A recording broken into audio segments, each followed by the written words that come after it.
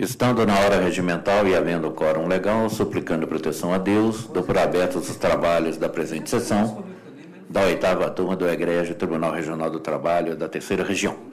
Cumprimento os colegas desembargadores, julgadores, a representante do Ministério Público, senhores servidores, os atuantes advogados, e coloco em discussão a ata da sessão anterior. Alguma objeção? Ata aprovada à unanimidade. Algum registro? Senhor presidente, o senhor nos permite? Pois não, doutor Edson. Nós queríamos o nosso nome pessoal, das advogadas da UAB e da AMAT, registrar com muito pesar o falecimento do doutor Ari da Frota Cruz, pai do nosso colega Guilherme Cruz, que ontem foi sepultado. Então, se Vossas Excelências concordarem, também em nosso nome, da UAB, registrar esse voto pesar e, se for possível, a remessa de um ofício à família, por intermédio do nosso colega Guilherme Cruz. Senhor presidente, com a nossa adesão, eu conheci pessoalmente o doutor Ari, né, advogado militante na Justiça do Trabalho, inclusive, pai do Guilherme Cruz, que também é advogado militante, né, especializado. Portanto, eu queria aderir à manifestação do doutor Edson. Ministério Público também.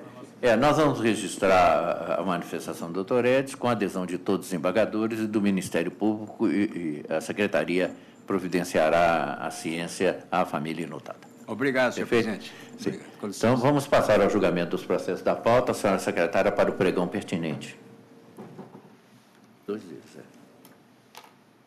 Pauta de 8 e 31.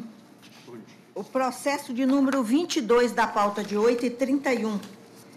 Processo de número 11.294/26 de 2017. Processo proveniente da 8ª Vara do Trabalho de Belo Horizonte. Recorrentes: Ednilson Rodrigues de Barros e Uber do Brasil Tecnologia Limitada, Uber Internacional Holding, e recorrido os mesmos. Relator e presidente, excelentíssimo desembargador César da Silva Peçanha. Segundo votante, excelentíssima desembargadora Ana Maria Morim Rebouças. Terceiro votante, excelentíssimo desembargador José Marlon de Freitas. Eu não participo do presente julgamento, presidindo o desembargador César da Silva Peçanha. Doutor Sérgio. Eu verificando os autos, observei que no dia 5 de março entrou uma petição das partes solicitando o adiamento do presente julgamento, alegando que há tentativa, estão tentando celebrar um acordo. E na data de ontem compareceram no meu gabinete os advogados do reclamante e a advogada dos reclamados, que estão presentes nesse momento na tribuna, solicitando que fosse adiado o julgamento, porque eles estão avançando nas tratativas de negociação. E, portanto, os advogados estão presentes, queria confirmar isso, mas Vossa Excelência reitera o pedido de adiamento, não é isso? Sim. Tá. E de minha parte, eu estou de acordo. Se os demais embargadores concordam, tomaram? Doutor Sérgio. Tá. O processo, portanto, fica adiado então, para a próxima sessão? Sim. Nesse prazo, Vossa Excelência acha que é possível chegar a uma conclusão? Sim. Perfeitamente. Então, o presente processo, a requerimento das partes, por deferimento dos embargadores, fica adiado para a próxima sessão, já ciente as partes, para os seus procuradores presentes nessa sentada. Perfeito. Bom, tudo bem. Então, perfeito. Pregão subsequente ao processo. Também na pauta do processo físico, o processo de número 788 de 2015. Processo proveniente da Vara do Trabalho de Ouro Preto, recorrente Delp Automotivo Sistema do Brasil Limitada, e recorrido Alessandra Cristina da Silva Gandos. Relator, excelentíssimo desembargador José Marlon de Freitas. Revisor, excelentíssimo desembargador Márcio Ribeiro do Vale. E terceiro votante, excelentíssimo desembargador César da Silva Peçanha. Para sustentação seria o doutor Fernando. Esse processo tem uma petição de acordo, doutor Zé Marlon. Em razão dessa petição entranhada nos autos, eu uso o ilustre relator, o desembargador José Marlon de Freitas. Senhor presidente, pois a notícia de uma possível conciliação, cuja petição teria sido protocolada lá em primeiro grau. Então, da minha parte, eu estou de acordo em retirar o feito de pauta e devolvê-lo para a primeira instância para apreciação. Então, o presente processo, em razão das razões alinhadas pelo relator, está retirado de pauta e será remetido pela Secretaria, a hipótese de processo físico, ao primeiro grau, para que o juiz de origem possa examinar o acordo noticiado pelas partes. Assim se decide, então, unanimidade. Pregão, processo seguinte. Pauta de 8h30. Processo de número 9 da pauta de 8h30. Processo de número 10.490, 30 de 2016. Processo proveniente da Vara do Trabalho de Itajubá. Recorrente, Adenir de Moraes e Mali Metal Leve S.A. E recorrido os mesmos. Relator, excelentíssimo desembargador Márcio Ribeiro do Vale. Segundo votante, excelentíssimo desembargador César da Silva Peçanha. E terceiro votante, excelentíssima desembargadora Ana Maria Morim Rebouças. Para sustentação, doutor Edson, pela reclamada recorrente. Antes da sustentação do ilustre advogado, esse processo é lá da Vara de Itajubá e há uma condenação mínima aqui em horas in itinere. Estão recorrendo as duas partes e eu constatei que havia transporte público regular no interregno do deslocamento do reclamante da sua residência para o local de trabalho e, efetivamente, não era a hipótese para se condenar em tempo residual atinente a horas in itinere. Havia transporte público, ainda que pudesse haver, assim, pouco transporte, mas havia insuficiência, não é bastante para se deferir as horas in itinere. Eu estou provendo o recurso da reclamada para excluir essas horas in itinere, que pertiniam 10 minutos, coisa mínima. E, consequentemente, então, provido o recurso da reclamada nesse tópico, havia um recurso do reclamante ligado a honorários, não há sucumbência em razão disso, então eu estou desprovendo o recurso do reclamante. Então, no mérito, estou dando provimento ao apelo patronal para isentar a demandada do pagamento das horas decorrentes do período in itinere e do tempo de espera da condução, e indevidos os honorários pretendidos, tanto por uma como pela outra parte. Doutor Sérgio? Eu estou de acordo. Doutora Ana? Também de acordo. Doutor Edson quer sustentar? Obrigado, que você já é preservado. Perfeito. Então, obrigado. Julgamento que se desfecha à unanimidade nos termos do voto do relator. Bom dia, doutor. Bom dia. Pregão. Continuamos na pauta de 8h30, processo de número 26 da pauta de 8h30, processo de número 11.557.85 de 2016, processo proveniente da primeira vara do trabalho de Pouso Alegre. Recorrentes, Carolina Borges Longini e Kirton Bank S.A., Banco Múltiplo, e recorrido os mesmos. Relator, excelentíssimo desembargador Márcio Ribeiro do Vale. Segundo votante, excelentíssimo desembargador César da Silva Peçanha. E terceiro votante, excelentíssima desembargadora Ana Maria Morim Rebouças. Para sustentação, doutor Fernando César, pela reclamante recorrente. Tem a palavra, doutor. Excelentíssimo senhor desembargador presidente, demais desembargadores aqui presentes, bom dia. Ilustre representante do Ministério Público, doutora secretária e demais colegas aqui presentes. Excelência, trata-se daquelas matérias aqui já bastante combatidas e também conhecidas dessa turma, com relação às diferenças salariais do cargo de bancária. Aqui houve uma perícia, e uma perícia até mais bem elaborada da venda das outras, daquelas demais perícias contábeis, porque o perito ele foi contundente naqueles aspectos aonde a reclamada deixou simplesmente de apresentar os documentos, mas aí ele explicou, olha, deixou de apresentar tais documentos, mas aqui há os indícios, aqui há o plano de cargos e salários, em que pese o banco reclamado diz que esse cargo não foi homologado, e o perito fala assim, não foi, mas existe. Também foi cotejado, juntamente com esse laudo pericial, o depoimento do preposto, onde ele afirma que tinha as regras estabelecidas lá pelo banco. Então, com esse entendimento, com a minuciosa, a matéria é longa, mas a minuciosa perícia, foi detectada as diferenças em que o juiz de primeira instância condenou o banco. E a reclamante pede a negativa de provimento ao recurso do banco e pede provimento no seu recurso, solicitando o elastecimento dessa condenação em especial também com relação à natureza das verbas deferidas na primeira instância. Então, tem verbas ali que a reclamante entende ser de natureza salarial e pede a integração.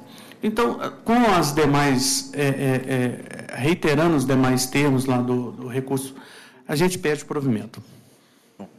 O presente processo foi julgado pela primeira vara do trabalho de Pouso Alegre, que julgou procedente em parte o pedido. Inconformados estão recorrendo o Banco HSBC e a reclamante Carolina. Eu estou conhecendo dos dois recursos. Quanto ao recurso do reclamado, houve uma condenação em diferenças salariais vinculadas a enquadramento em plano de cargos e salários. E o reclamante também recorre nesse tópico, pretendendo uma ampliação da condenação. O reclamado alega ser indevido o pagamento de diferenças salariais em virtude de enquadramento em plano de cargos e salários, visto, afirma o reclamado, que não possui plano de cargos e salários. Argumenta que o documento apresentado pela autora na inicial não chegou a ser aplicado, pois se tratava apenas de uma tentativa de implementação que não chegou a ocorrer. Salienta que não houve homologação pelo Ministério do Trabalho e conclui que os empregados do réu não se encontram dispostos em quadro de carreira, pelo que a sentença de primeiro grau deveria ser reformada no que concerne às diferenças salariais deferidas com base neste quadro de carreira que diz o banco não existir.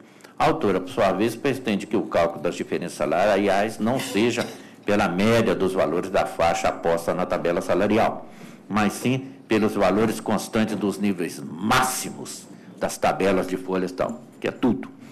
Bom, inicialmente, nós sabemos que existe a súmula 452 do TST, que diz que, tratando-se de pedido de pagamento de diferenças salariais decorrentes de inobservância de critérios de promoção estabelecidos em plano de carreira, a prescrição é parcial, não total. Então, estou definindo a forma de prescrição aplicada na situação, porque a lesão se renova mês a mês e, obviamente, a prescrição é a parcial e não a total.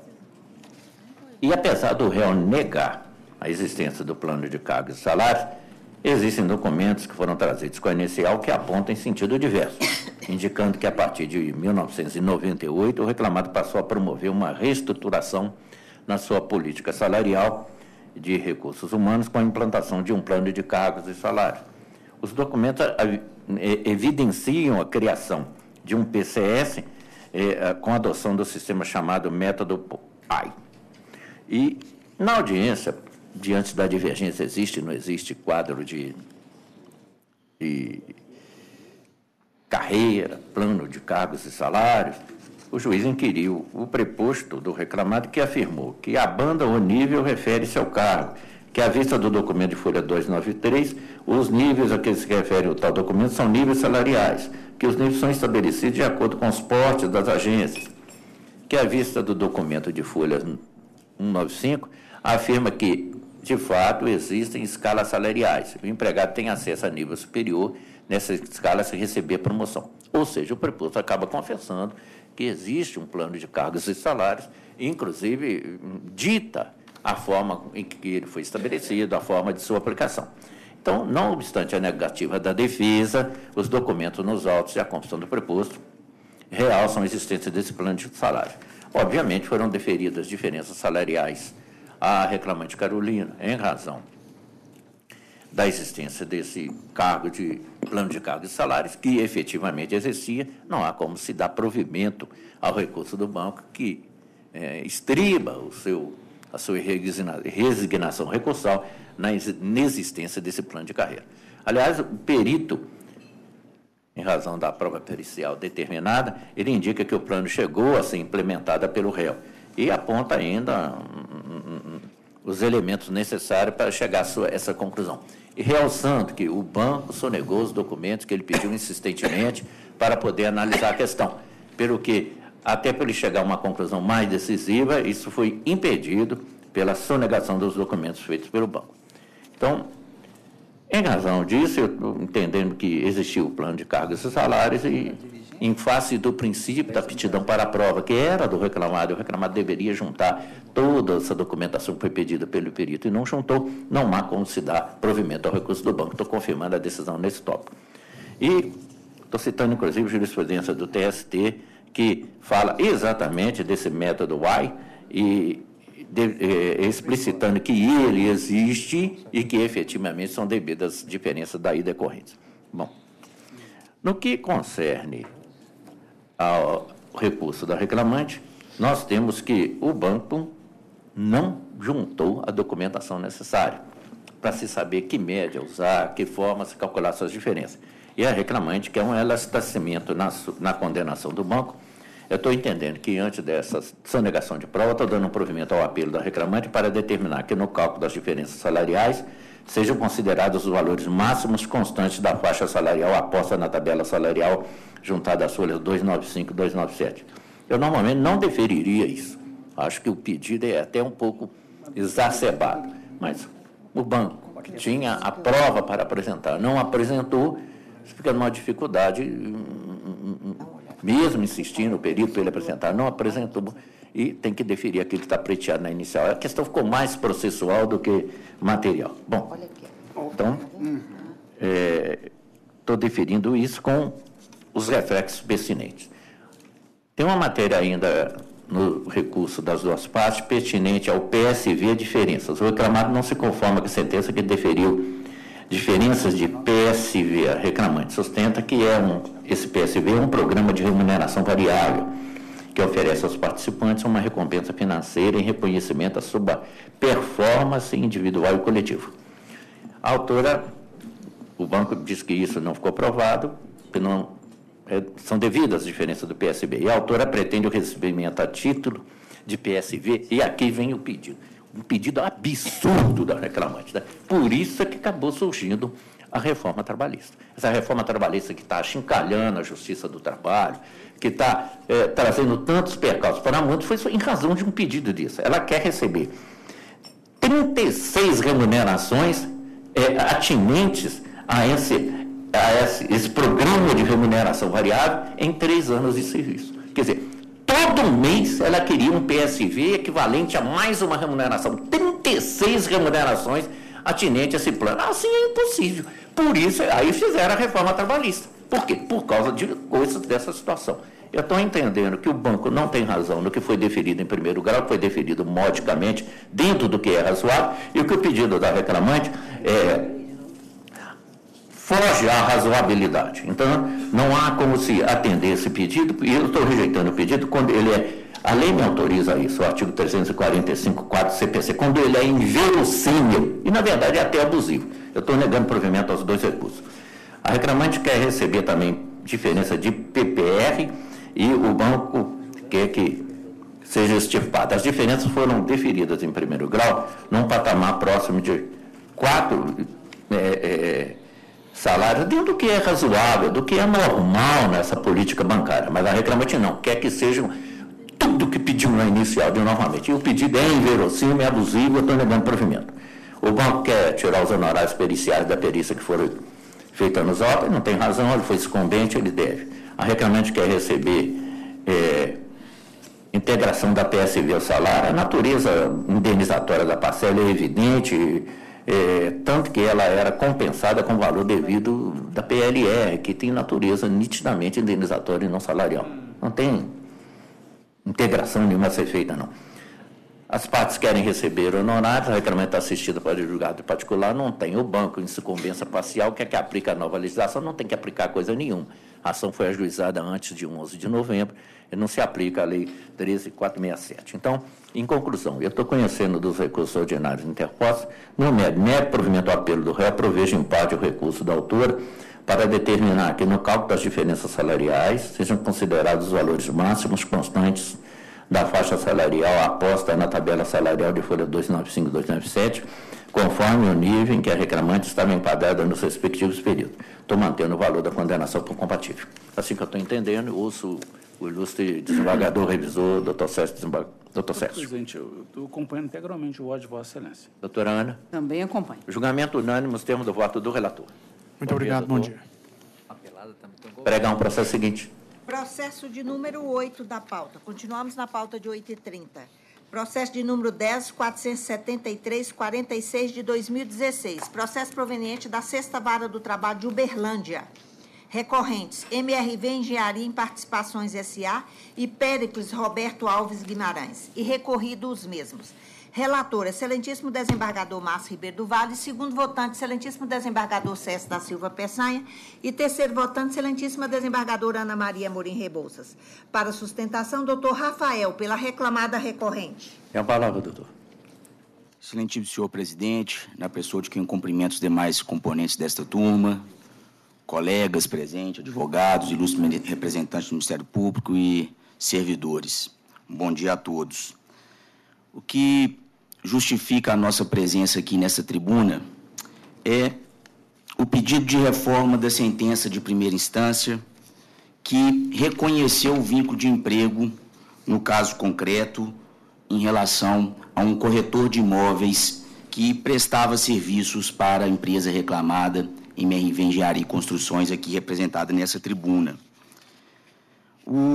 A relação também já é há longo tempo debatida aqui nesse tribunal, nessa turma, mas, com devida vênia ao entendimento de primeira instância, me parece que não foi observado os fatos concretos e elementos desta relação provada processualmente no processo, ou seja, há elementos de provas no caso concreto que me parecem justificar a reforma da sentença e afastar o reconhecimento de vínculo. Isto porque a sentença de primeira instância, ela sustentou as suas razões, me parece, em 3 elementos. Primeiro, justificou a existência de vínculo por não ter observado as partes um pressuposto formal de registro daquele profissional no conselho respectivo da sua categoria, que é o nosso Cresce Minas Gerais.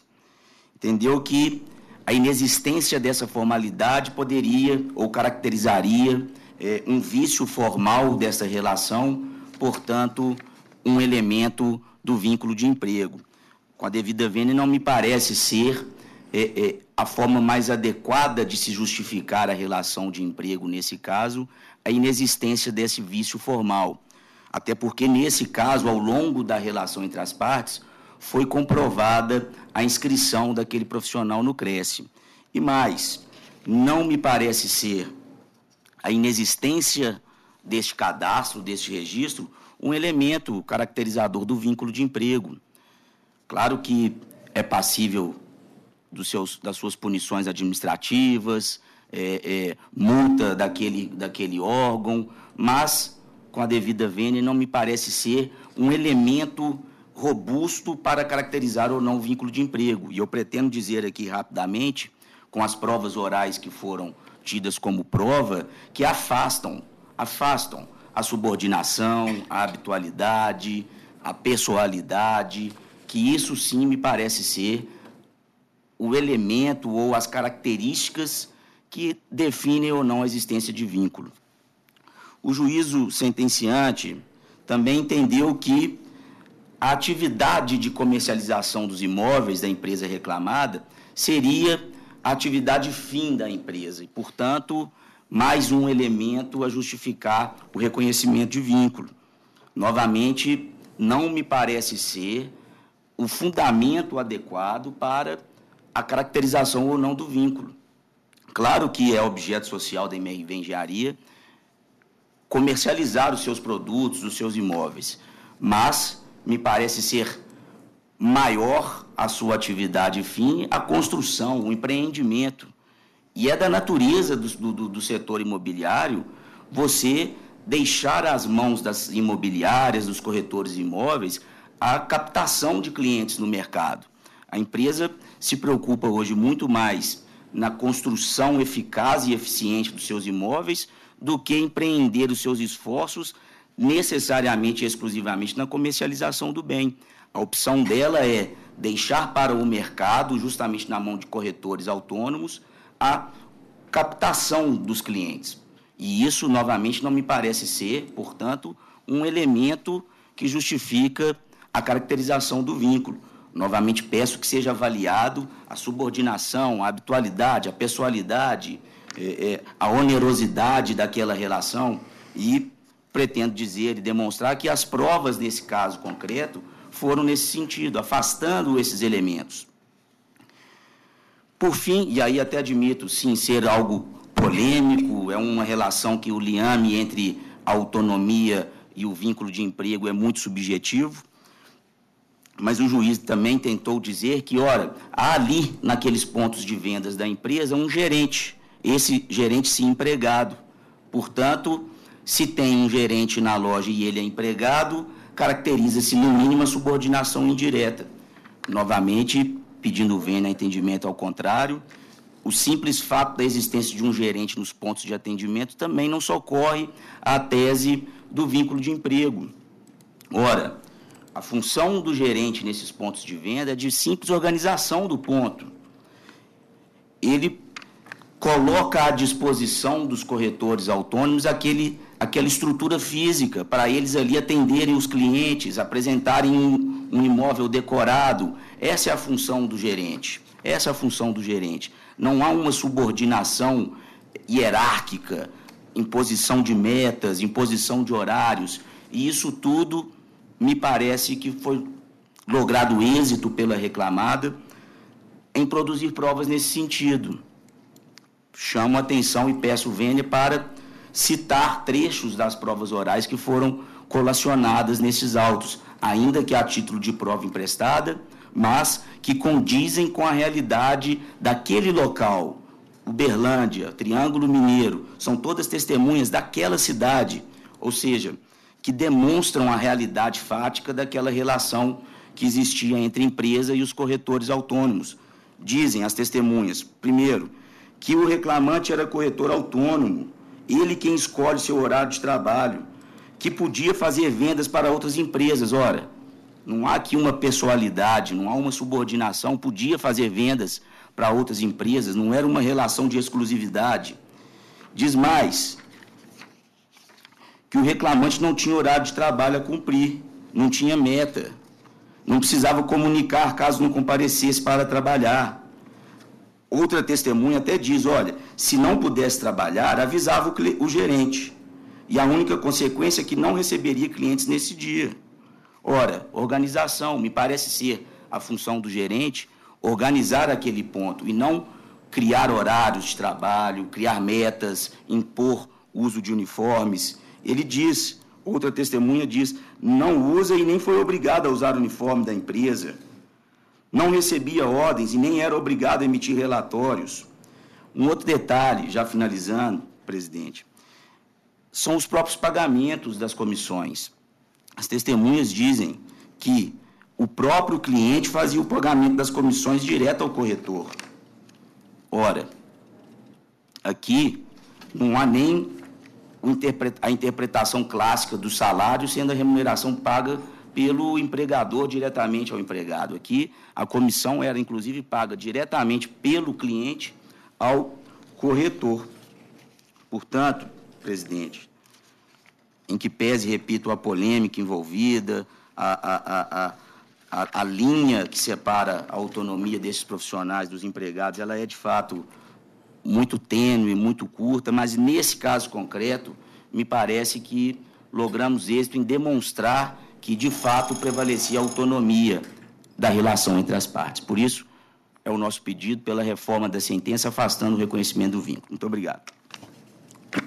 Esse processo vem da 6ª Vara do Trabalho de Uberlândia e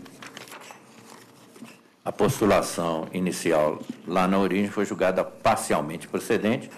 Estão recorrendo o autor e a ré. Eu, primeiramente, acuso o recebimento de memorial da ré, que foi lida, assim como foi lida e examinada toda a controvérsia existente no processo. Na admissibilidade recursal, há uma preliminar de deserção do recurso ordinário do autor içada pela reclamada porque ele não teria pago custas. E como a ação foi julgada parcialmente procedente, diz a reclamada que o recurso do reclamante seria deserto, que ele não pagou custas. Acontece que não tem condenação nenhuma do reclamante em custa. Quem foi condenado em custa aqui foi reclamado. O reclamante não foi condenado em custa e não tem que recolher custa, não há que se falar em deserção. Presentes todos os demais pressupostos, eu estou conhecendo, tanto do recurso do reclamante como da reclamada, e rejeitando essa preliminar eriçada nas contrarrazões da ré. Bom, no juízo de mérito, o recurso da ré tem uma preferência de exame porque ele questiona a existência do vínculo de emprego. A reclamada pretende a reforma da decisão, por meio da qual foi reconhecido o liame empregatício habido entre as partes, afirma, em suma, que os requisitos necessários à configuração da relação de emprego não se tipificaram, não foram realçados nos autos. Bom, no caso, a ré não negou a prestação de serviço, mas invocou a autonomia do reclamante por estar este na sua ótica, exercendo atividade com autonomia, sem subordinação. É preciso ver, em princípio, que o reclamante foi contratado em 23/7/2012 e está no contrato que foi feito entre ele e a empresa, 23/7/2012. Mas o autor foi inscrito no Cresce ou Cresci apenas em 8/4/2014. Ou seja, ele, sem estar inscrito no Conselho Regional aí pertinente, ele já trabalhava para a reclamada 1 ano e tanto antes, o que demonstra que, efetivamente, esse argumento de que ele está inscrito lá pudesse ser bastante para ele de relação de emprego. Ele trabalhou desde a contratação e até quase mais de 1 ano depois, sem estar respaldado nos termos da Lei 6.530 para o exercício da atividade de corretor autônomo. A ré tem dentre as suas atividades perseguidas em seu contrato social, lá está estabelecido isso. Além da fabricação, a comercialização de imóveis próprios ou de terceiro. Ou seja, o comercializar imóveis é a atividade fim da empresa. Está expresso no objeto social da empresa, nas folhas 273 do processo. E o reclamante, em razão disso, né, ele se ativou em atividade fim da reclamada. Bom, para a comprovação da subordinação jurídica, foi aproveitada, em primeiro lugar, apenas prova emprestada. Foram juntados vários depoimentos testemunhais. E o ilustre advogado, efetivamente, ele leu o trecho de 2 depoimentos que interessavam a empresa, mas os outros depoimentos não caminham nessa mesma toada. O que nós temos? Ivan Araújo, que diz que a partir de 2010 ele passou a ser gerente na empresa. Ele fala que caso o reclamante não pudesse comparecer por razões particulares, tinha que comunicar ao depoente, e este comunicava o gestor que tomaria atitude cabível, que o autor estava subordinado também ao gestor, que é quem coordena os gerentes e corretores. O autor não podia mandar outra pessoa em seu lugar para cumprir a escala. O autor só podia comercializar imóveis da ré, é o gerente falando. O autor não podia mudar o horário constante da escala para ele designada. E o depoimento dessa pessoa que se tornou gerente desde 2010, ou seja, durante todo o período em que o reclamante trabalhou para a reclamada, é nesse sentido. Isso tem conotação muito mais de dependência hierárquica e subordinação jurídica. Tem uma segunda testemunha, Fernanda Medalha, que diz que a escala de plantão era feita pelo gerente, não podendo dela discordar o vendedor, que eram subordinados ao gerente, tinham que comparecer na loja todos os dias, não podiam mandar outra pessoa no seu lugar, caso não pudesse comparecer. A comissão era paga pela ré, não podiam comercializar imóveis de outras empresas nesse período. Ou seja, há prova de que a comissão era paga pela ré, não pelo comprador do imóvel. Bom, essa mesma testemunha, era obrigatório o comparecimento em reuniões semanais na ré, sob pena de advertência, caso não comparecessem. Essas reuniões eram convocadas pelos gerentes Arthur e Eli Júnior. Outra testemunha, Patrícia, não poderiam alterar o percentual das comissões, que era de 1,4%. Enfim, os depoimentos testemunhais levam a uma evidente subordinação jurídica caracterizada nessa dependência hierárquica às atividades da empresa, que eram também de comercializar os imóveis que fabricavam. Bom, além disso, o trabalho era diário para a reclamada e o pagamento através de comissões. Nós temos, então, um trabalho que não era eventual, um trabalho dentro da atividade da empresa, um trabalho pessoal com caracteres de subordinação tudo isso, evidentemente, é uma antinomia à chamada prestação de trabalho autônomo. A revoca ainda o artigo 442, com a redação dada pela Lei 3.467, a Lei da Reforma Trabalhista, no qual ela sustenta que essa lei defende a contratação autônoma, ainda que associada à atividade fim da empresa. É verdade, isso está na Lei da Reforma Trabalhista. Só que a Lei da Reforma Trabalhista, ela entrou em vigor em 11 de novembro de 2017, essa relação de emprego, essa prestação laborativa aconteceu muito tempo antes, anos antes, quase 2 anos antes. Então, efetivamente, que não tem como você pegar uma lei que está regendo relações jurídicas de hoje para levá-la preteritamente a uma situação entre empregador e empregado que existiu anos antes. Seria uma aplicação retroativa da lei vedada pelo nosso sistema jurídico. O reclamante, depois de algum tempo já trabalhando na empresa, acabou se inscrevendo no Cresce, ou Cresci. Mas somente ocorreu isso tardiamente, depois de já estabelecidas as condições da prestação de serviço. O juiz de primeiro grau reconheceu a relação de emprego, não estou vendo meios de reformar, não estou confirmando. Quanto às verbas rescisórias, a empresa quer que elas sejam retiradas, não tem razão, não há prova de pagamento nos outros. Tem um recurso do reclamante, e o reclamante pretende as multas dos artigos 467 e 477 para a goitada da CLT, sem razão nenhuma das duas hipóteses, porque não houve parcela compensada, ao contrário, é uma controvérsia evidente, e até contra a relação de emprego. E a multa do 477 também, não houve situação que caracterizasse o seu não pagamento em razão de tardia quitação. O reclamante também quer que os depósitos da multa e do fundo de garantia no pagamento sejam feitos diretamente a ele. O juiz determinou que fosse feito o depósito, o cálculo de tudo, atualizado, o cálculo, e que a empresa fornecesse a gria pertinente no código próprio para ele sacar. Não vejo prejuízo para o reclamante. De uma forma ou de outra, ele vai perceber isso. Não tem que alterar a sentença, não há prejuízo. O reclamante quer receber o seguro-desemprego. Só que depois que parou de trabalhar na empresa, ele continua inscrito lá no CRES, quer dizer, ele tem uma atividade. Se ele tem uma atividade, ele não pode receber seguro-desemprego. Seguro-desemprego é para quem está desempregado e sem atividade. Não vejo razões.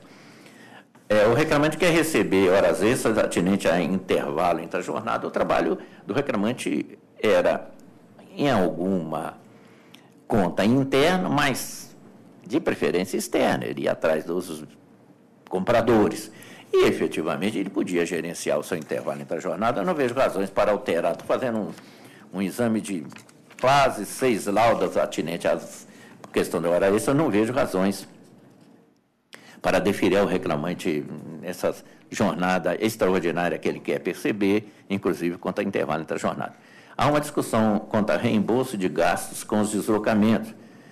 O recurso das duas partes, o juiz de primeiro grau deferiu um valor ao reclamante, porque ele se deslocava em condução, e mandou que fosse pago um valor de R$200 mensais. O reclamante que viajava mais de 800 quilômetros por mês, eu quero que aumente isso muito, 800 quilômetros por mês, você com R$200, você põe gasolina no carro, que dá para andar isso tranquilamente. R$200, vamos pôr a gasolina e vamos pôr as 5 pratas que tivesse. 200, dá quase 40, 50 litros de gasolina. Um carro que não seja uma Mercedes aí que consuma muito, não sei se Mercedes consuma muito, não tem que fazer propaganda negativa de carro de ninguém, não. Mas com um carro razoável dá para você cobrir, ainda que fosse verdadeiro esses 800 quilômetros, que não há prova nenhuma disso nos autos. Eu não vejo razão nem para atender os interesses da empresa, nem do reclamante. Eu estou negando provimento aos dois recursos da matéria. O reclamante quer receber indenizações por dano moral, porque diz que a atividade dele era de risco, pelo amor de Deus, né? Atividade de risco, atividade de quem trabalha com vigilância patrimonial, quem trabalha hoje em bancos, que estão sendo assalto para todo lado, aí, essa situação. Agora, quem trabalha como corretor de imóvel não exerce uma atividade de risco, exceto que um dia lá no lugar que estavam trabalhando, lá houve um assalto lá e pegaram o celular, o computador das famílias. Isso é um fato isolado que a empresa não podia prever, questão até nessa hipótese de segurança pública. Não há uma atividade de risco na atividade de corretor, embora empregado e corretor de imóveis. Eu não vejo dano moral nenhum na hipótese aí, e é preciso parar de tudo é dano moral, tudo é dano moral, tudo é dano moral, e depois acaba se tornando dano até, às vezes, imoral. Estou negando provimento. O autor quer a condenação da empresa em honorários advocatícios e ele não está... Ele está assistido por advogado particular. A aplicação da nova lei, é óbvio que eu não posso deferir honorário numa ação que foi ajuizada quase 2 anos antes da vigência da lei. E eu estou dando um provimento só para explicitar a forma de atualização do crédito do reclamante, TRD, TR, essas modificações de PCAE, essas dificuldades que surgiram aí. Em conclusão, eu estou conhecendo dos recursos interpostos, rejeitando a preliminar de suposta deserção do apelo enviado pelo reclamante suscitada pela demandada no mérito do parcial provimento ao recurso do autor para determinar a aplicação dos índices aqui da remuneração. No mais, eu estou negando provimento ao recurso das duas partes. Assim que eu estou entendendo, doutor Sérgio.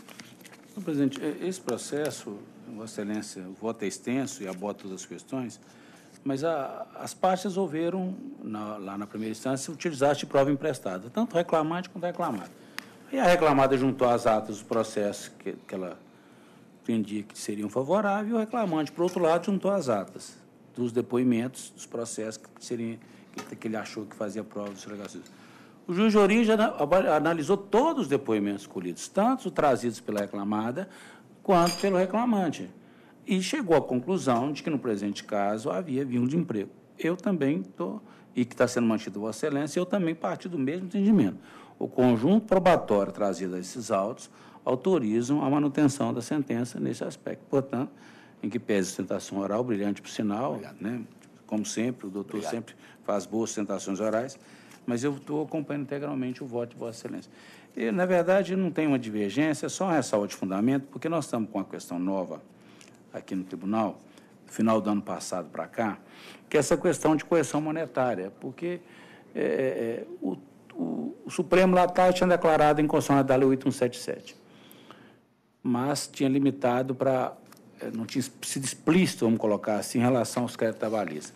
O TST sustenta, faz uma declaração de constitucionalidade lá pelo Pleno, declara que o artigo, que o dispositivo da Lei 8177 seria inconstitucional e manda para o IPCAE. Vem o ministro Toffoli e dá uma liminar para suspender a decisão do TST. Nós ficamos aqui aplicando, portanto, a regra antiga. Porém, posteriormente, o TST julga o embargo de declaração e dá um efeito modulador para determinar a IPCAE até um determinado período e, a partir de então, o IPCAE. E o Supremo, quando foi julgar o mérito daquela ação que o Toffoli estava liminar, ele julgou improcedente. E aí o que acontece? Restaurou-se, portanto, o entendimento de que o dispositivo foi inconstitucional e que, portanto, aplica o IPCAE como determinado por Vossa Excelência. Mas, nesse período, nesse curso, veio a lei da reforma e acrescentou o parágrafo 7, no artigo 879, determinando que seja aplicado a TR prevista na Lei 8177, que o TST falou que é inconstitucional. E aí, pela redação da lei, a partir da vigência da lei, tem que aplicar a TR, o que Vossa Excelência está determinando aqui no voto. Mas eu tenho minhas dúvidas se o dispositivo já tendo sido declarado inconstitucional, se uma lei posterior pode voltar esse mesmo dispositivo fazer a sua vigência. Portanto, senhor presidente, é só por cautela, eu não fiz divergência, mas eu quero aprofundar com mais cuidado essa questão, mas por hora eu só vou ressalvar fundamentos, essa parte final de aplicar a TR a partir de novembro de 11 de 11 de 17. É só ressalva de fundamento. Perfeitamente. Doutora Ana? Estou inteiramente de acordo, registro o recebimento de memorial e também a questão que este processo permite a análise e a constatação do vínculo empregatício, porque tem outros processos com este mesmo tipo de trabalho que, dependendo da prova, eu mesmo tenho votos em sentido contrário, mas nesse aqui a prova é no sentido do vínculo. Acompanho integralmente. Então, decisão unânime nos termos do voto do relator, registrando-se a ressalva de fundamento quanto à aplicação da TR a partir de 11 de 11 de 2017, realiçada pelo desembargador César da Silva Peçanha. Nessa questão da TR, a dificuldade toda é o seguinte, por quê? Tá bem, declarou inconstitucional lá atrás, não estava aplicando, passou a aplicar IPCAE. A lei da reforma vem expressamente falar, é a TR. Então, eu só posso falar que ela é inconstitucional, pelo menos num controle concentrado eu não posso fazer. Quem faz controle concentrado de constitucionalidade é o Supremo. Então, num controle difuso, talvez eu pudesse não aplicar, mas essa matéria teria que ser levada ao pleno do tribunal, porque é matéria de constitucionalidade, para examinar esse controle só difuso. E isso ia fazer com a suspensão de todos os processos que tramitam no tribunal. Exatamente todos, porque todos envolvem a atualização do crédito ao final. Então, essa questão é preferível se esperar para ver qual que é a posição que o Supremo vai delinear, o que o TST vai efetivar. Por isso que o doutor César está me parecendo prudente na ressalva só de fundamentos. Quando eu volto ao contrário também, eu ressalvo fundamentos.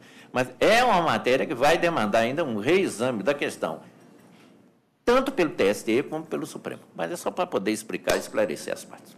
Bom dia, doutor. Pregão, processo seguinte. Continuamos na pauta de 8h30, processo de número 5. Processo de número 10.281/94 de 2016. Processo proveniente da Vara do Trabalho de Bom Despacho. Recorrente Célia Marins de Menezes. E recorrido município de Lagoa da Prata e Marília Sirlene Silva Martins. Relator, excelentíssimo desembargador Márcio Ribeiro do Vale. Segundo votante, excelentíssimo desembargador César da Silva Peçanha. E terceiro votante, excelentíssima desembargadora Ana Maria Morim Rebouças. Para sustentação, doutora Débora, pelo município, pelo reclamado recorrido, município de Lagoa da Prata. Antes de passar a palavra, podia repetir o número do processo, por favor? 5 da pauta. 5, obrigado. 10.281. 10.281. Bom, esse processo, quem está recorrendo aqui é a reclamante, porque o juiz lá da Vara do Trabalho de Bom Despacho julgou improcedente a reclamatória. É um processo que versa sobre a aplicação de aduênios e quadriênios em razão de legislação municipal lá de Lagoa da Prata e a faculdade que teria ou não o Poder Legislativo Municipal de apresentar a lei criando despesa ou alterando o vencimento de funcionário que não sejam os do próprio Poder Legislativo. A matéria é constitucional, há um impedimento. E o TJ acabou julgando inconstitucional essa matéria. A reclamante está recorrendo. Eu estou entendendo que a modulação que foi dada diz respeito aos direitos que ela já recebeu, não tem que alterar. Eu estou conhecendo o recurso e negando o provimento. Quer sustentar, doutora? Se não houver divergência. Nós tivemos uma oportunidade de apreciar um processo semelhante a esse. O Carlos Roberto Barbosa foi relator. Aliás, 2 processos, me lembro. E nós enfrentamos essa questão. E eu estou acompanhando, eu também acuso a memorial do município, eu estou acompanhando integralmente o voto de Vossa Excelência. Doutora Ana? Também acompanho. Então, julgamento unânime nos termos do voto do relator. Bom dia, doutora. Bom dia. Pregão, processo seguinte. Pauta de 8h31. Processo de número 25 da pauta de 8h31. Processo de número 11.347/61 de 2017. Processo proveniente da 46ª Vara do Trabalho de Belo Horizonte. Recorrentes, Enio dos Santos Vieira e Ubaldino Bloch Pizzaria Limitada. E recorrido os mesmos. Relator e presidente, excelentíssimo desembargador César da Silva Peçanha. Segundo votante, excelentíssima desembargadora Ana Maria Morim Rebouças. E terceiro votante, excelentíssimo desembargador José Marlon de Freitas. Para sustentação, doutor Marcelo, pelo reclamado recorrente. Como eu não participo desse julgamento, presidindo-o desembargador César da Silva Peçanha. O 11.347, não é isso? Isso. O vice-procurador tem a palavra. Excelentíssimo senhor presidente, demais membros dessa egrégia turma, ilustres representantes do Ministério Público, advogados, serventuários aqui presentes, bom dia. A situação fática desse processo, que me traz até a tribuna, é a discussão em relação à aplicação da revelia e a pena de confissão em relação à reclamada, em virtude do não comparecimento do preposto na audiência inicial. Nesse processo, nós estamos tratando, primeiramente, de uma microempresa, um restaurante muito pequeno, situado no Buritis, e que foi designado a audiência inicial e ele determinou o comparecimento de um preposto, um empregado seu. Esse empregado, na noite anterior, teve um problema de ordem de saúde, compareceu a um médico e ficou afastado por 2 dias, recebeu um atestado de afastamento de 2 dias. Com isso, a audiência que transcorreria no dia seguinte, às 8h50 da manhã, ele não compareceu, para surpresa da reclamada. e, ao ser indagado, informou que não o fez pelo fato de que tinha o afastamento de 2 dias, mas não comunicou à empresa dessa situação. Nós estamos falando de algo, de uma empresa pequena, muito pequena, e que está diante de uma situação fática que fugiu totalmente ao controle dela. Ouvindo aqui as sustentações orais anteriores e os julgamentos anteriores, muito se falou da reforma trabalhista, e esse processo estava muito próximo da entrada em vigor da reforma trabalhista, o que, né, levou também ao fundamento no recurso de tratar sobre a questão da reforma trabalhista, que, nessa situação, teria socorrido a empresa, já que a empresa compareceu com o advogado, já que a empresa apresentou defesa no prazo, apresentou os documentos que possuía. Então, fica evidenciado o interesse da empresa em se defender. O que nós estamos pleiteando é o reconhecimento do atestado médico, que foi dado na noite anterior, menos de 12 horas antes da audiência, o reclamante com 2 dias de afastamento, ou seja, o reclamante, não, perdão, o preposto com 2 dias de afastamento, o que o impedia, obviamente, de se deslocar até lá, e uma falha de comunicação para uma empresa muito pequena. Nós estamos falando de uma ação que a revelia desta ação inviabiliza a continuidade do negócio. O valor pleiteado na inicial e dado em sentença inviabiliza o negócio. Inviabiliza literalmente, porque não há como a empresa sustentar o pagamento desses valores, que foram deferidos em primeira instância, diante de uma situação em que fugiu, escapou ao controle da empresa. Ela demonstrou a todo momento o interesse de se defender, com o comparecimento de advogado, apresentação de defesa, apresentação de documentos, e a designação de um preposto, com carta de preposição e tudo. Ele foi designado e apresenta um atestado da noite anterior. Nós não estamos falando do dia anterior, de 24 horas antes, nós estamos falando de menos de 12 horas antes da realização da audiência.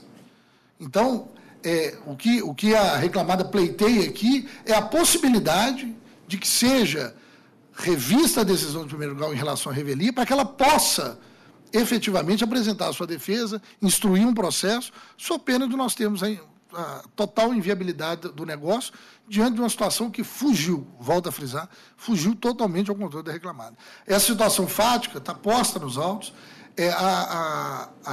o reclamante só impugna o atestado ao fundamento que lá não consta literalmente que ele não tinha condições de se locomover até a audiência. Isso está superado pela jurisprudência colacionada, porque ele tem um afastamento de 2 dias. Se ele tem um afastamento de 2 dias, é óbvio que ele não pode prestar um serviço naquele período. Então, sobre essa ótica e essa visão é que o reclamante, que o preposto deixou de comparecer à audiência, né? Por achar que estava com atestado de 2 dias, ele não tinha que cumprir as obrigações, e uma delas era essa que havia sido designada a ele de comparecer à audiência. Então, o que a reclamada pleiteia aqui, na verdade, é uma leitura também desse processo que foi proposto um pouco antes da reforma trabalhista, uma leitura já levando em consideração aquilo que está presente na Lei 3.467, né? Que seria a possibilidade de reconhecimento do interesse de se defender, mesmo sem a presença do preposto lá, nessa primeira audiência, que era uma audiência inicial, uma audiência meramente para tentativa de conciliação e apresentação de defesa. É o que pleiteia reclamada nesse momento. A questão posta é exatamente a revelia que foi aplicada em função da ausência do preposto da reclamada. O que a reclamada sustenta, que o preposto, o senhor Gilbert Jones Xavier, ele teria, no dia anterior, sendo atendido por um médico, e, portanto, ele não pôde comparecer na audiência. Ela juntou nos autos, na audiência, que foi no dia 6, parte da manhã, esse preposto não compareceu. Aí, o que acontece? A empresa foi, não, ele está impossibilitado, mesmo de doença, e ela junta, o juiz dá o prazo, ela junta o atestado médico. Esse atestado médico, das folhas 84 dos autos, de uma clínica que ele compareceu lá para fazer um exame de ressonância, né, um exame de imagem, né, de 17 às 20 horas, salvo o melhor juízo, segundo esse testado, e que ele precisava, portanto, de... Vou ler os termos do atestado para não ter dúvida. Atesto para devidos fins que o paciente Gilbert Jonas Xavier de Oliveira, CPF tal, compareceu aos serviços para realização de ato ressonância de 17 às 20 horas, necessitando repouso de atividades físicas e laborativo por 2 dias a partir da presente data, sob utilização de medicação local, conforme orientações prescritas. Belo Horizonte, 5 de outubro de 2017. Isso foi no dia anterior. Audiência no dia seguinte. O atestado, e aí o reclamante parece que tem razão, ele não diz expressamente, como exige a súmula 377, a impossibilidade de locomoção. Essa é a primeira questão. Não está essa disposição expressa. Segundo, isso foi na noite anterior. No caso aqui, microempresa, não precisa do preposto ser empregado. Ela podia ter arrumado qualquer outro para ser preposto. Ela não arrumou. Terceiro, eu não verifiquei nesses autos a carta de preposição para esse preposto, para dizer que era ele que tinha que comparecer. Então, nós temos aqui a ausência de carta de preposição para ele. O atestado é do dia anterior e não indica expressamente possibilidade de locomoção. A empresa teve tempo hábil para poder fazer substituir por outro. Ela não precisava que esse fosse empregado. Ela podia levar outra pessoa. Nem isso ela fez. Então, com essa situação toda constante dos autos, eu não vejo como reformar a sentença, não. E aí vem a questão da lei nova. Mas acontece que esse processo, essa reclamação trabalhista, ela foi ajuizada 12 de setembro.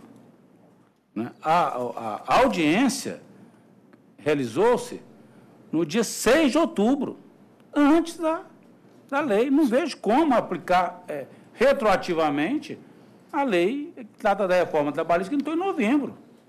Portanto, com a devida vênia, não tem como trazer uma lei posterior para fato anterior. Portanto, o ato processual praticado deu-se na vigência da lei antiga e, portanto, deve ser analisado na vigência da lei antiga, ou seja, com a redação que tinha o artigo 844, à época da prática do ato processual. Portanto, respeitosamente, eu não vejo como reformar a sentença nesse aspecto. No tocante ao recurso do reclamante, ele está discutindo acúmulo de função, estou entendendo que ele não tem razão. A questão da gorjeta de diferença baixa de cálculo, também entendendo que ele não tem razão. Labor os domingos e feriados. E aqui há só uma particularidade, é que a questão do feriado, a convenção coletiva, na cláusula 28, ela expressa as folgas e feriados trabalhados e não compensados no prazo de 90 dias serão pagos pelo triplo do seu valor. Ou seja, a folga mais de trabalhado e mais o dia de não compensação. Então, eu estou dando, como a convenção é assim dispõe, eu tenho que aplicar a convenção. Então, o provimento que eu estou dando é parcial o recurso do reclamante. Então, o resumo da minha proposta de voto é o seguinte: eu estou rejeitando a proposta, rejeitando a preliminar de nulidade processual citada pela reclamada. No mérito, eu estou negando o provimento ao recurso já interposto pela reclamada e estou dando parcial provimento ao recurso já interposto pelo reclamante para determinar que o pagamento dos feriados, não dos outros dias, não, trabalhado devendo sentença, seja realizado em triplo nos termos das normas coletivas. Deverão ser observados os mesmos parâmetros reflexos determinados na origem, mantido o valor da condenação, eis ainda que compatível. É a minha proposta de voto. Doutora Ana? A situação é triste, né, dentro da situação de um pequeno empreendimento, mas é o fato jurídico que tem que respeitar. Acompanhe integralmente. Doutor Zé Mar? Pois é, pela sustentação oral, a gente percebe que houve um lamentável desentrosamento, né? Assim, falta de comunicação mesmo, né? Aí não tem jeito de afastar a rigidez do procedimento por causa disso, ainda que a gente lamenta. Eu lamento muito, porque eu entendo a situação, mas não tem jeito. Eu estou de acordo. Então, doutor, fica proclamado o estado de unidade, nós temos o voto do relator. Obrigado. Bom dia a todos. Bom dia, doutor. Pregar um processo seguinte. Continuamos na pauta de 8h31, processo de número 33, processo de número 11.779/93 de 2016, processo proveniente da Vara do Trabalho de Sabará. Recorrente, Sindicato dos Trabalhadores das Indústrias Químicas e Farmacêuticas de Belo Horizonte. E recorrido, IBQ, Indústrias Químicas S.A. Relator e presidente, excelentíssimo desembargador César da Silva Peçanha. Segundo votante, excelentíssima desembargadora Ana Maria Amorim Rebouças. Terceiro votante, excelentíssimo desembargador José Marlon de Freitas. Para sustentação, doutora Ediene, pelo reclamado recorrido.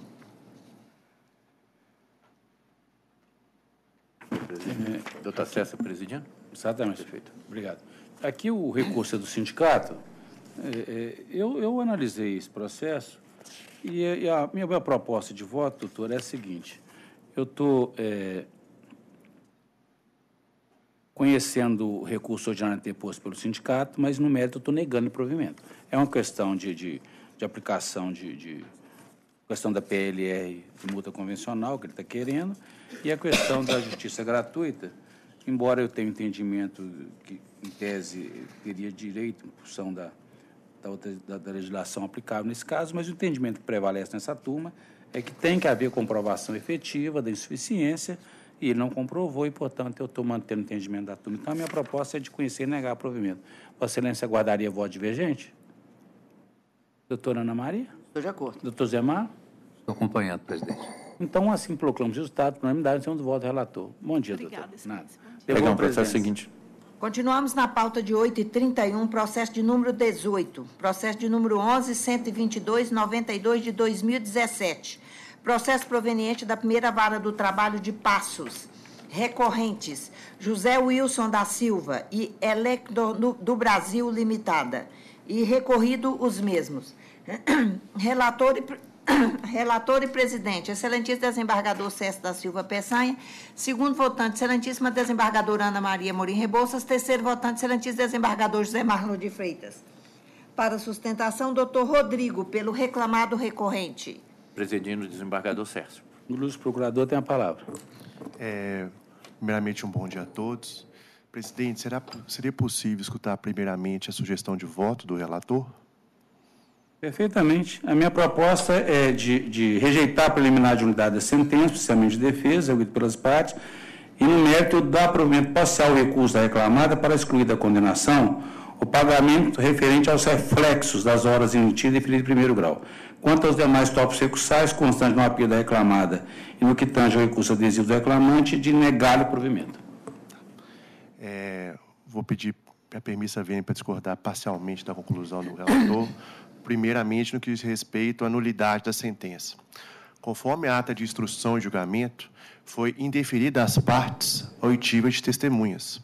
Para tanto, o juízo primevo, que estava presidindo a audiência, não expressou qualquer tipo de fundamentação ou porquê de fazê-lo, lembrando que a empresa, a tempo e modo, registrou seus devidos protestos. Qual que era a razão da oitiva de testemunhas? Trazer aos autos a verdade real. Por que a verdade real? Entende a empresa que somente dessa forma poderia ser provado de forma cabal qual o tempo desprendido para o deslocamento até a empresa.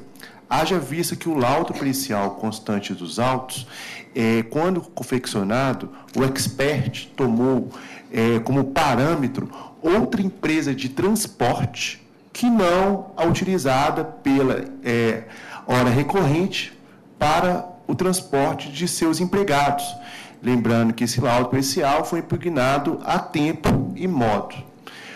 Ora, resta claro que somente com a oitiva das testemunhas poderia ser trazida aos autos a verdade real, haja vista tratar-se até mesmo de uma prova emprestada que não se vale aos autos.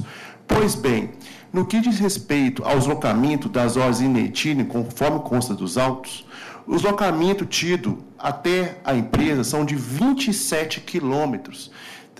Deslocamento este feito numa rodovia estadual, MG 270. Conforme consta dos autos, a empresa anexou qual o tempo médio de deslocamento desses 27 quilômetros na rodovia estadual.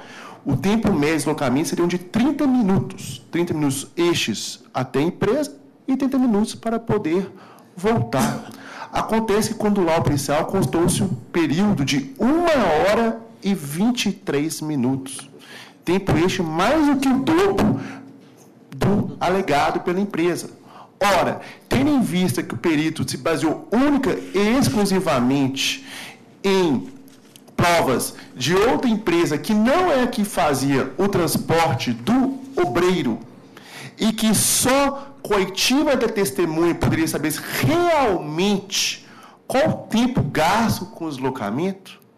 Mais uma vez, peço aqui a permissa vênia para que os autos sejam remetidos novamente ao juiz de primeira instância, para que aí sim escute a testemunha, ou as testemunhas também, se for de interesse do obreiro, para poder provar qual o real tempo no dispêndio.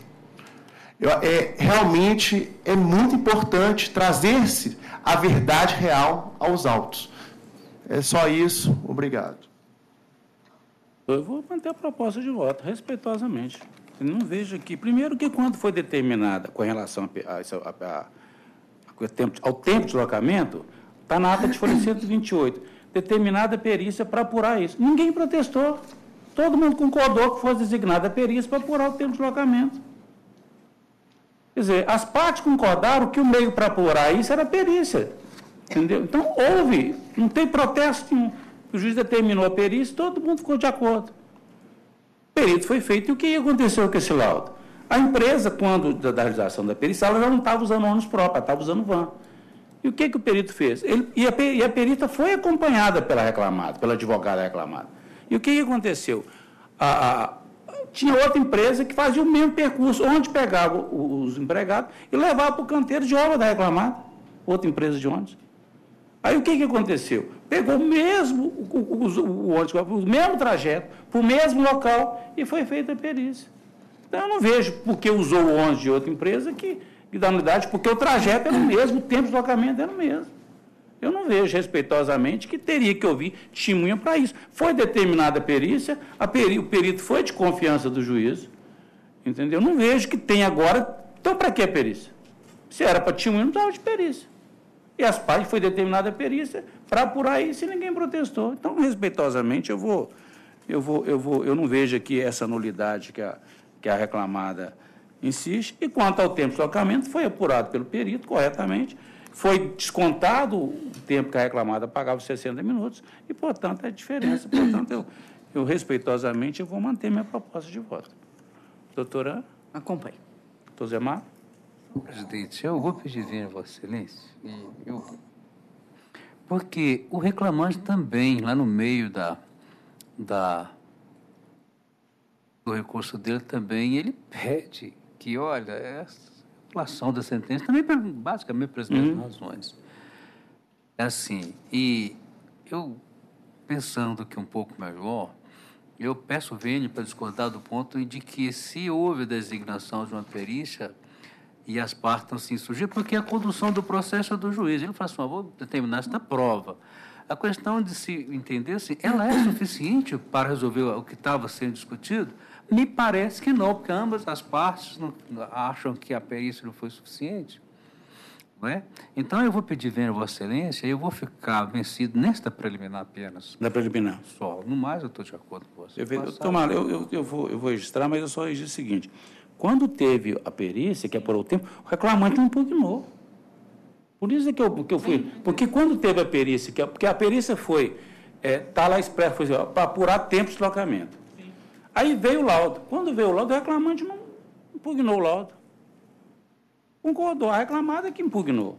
Aí, só estou colocando essa questão. Aí, quando chega, e o perito já tinha apurado o tempo.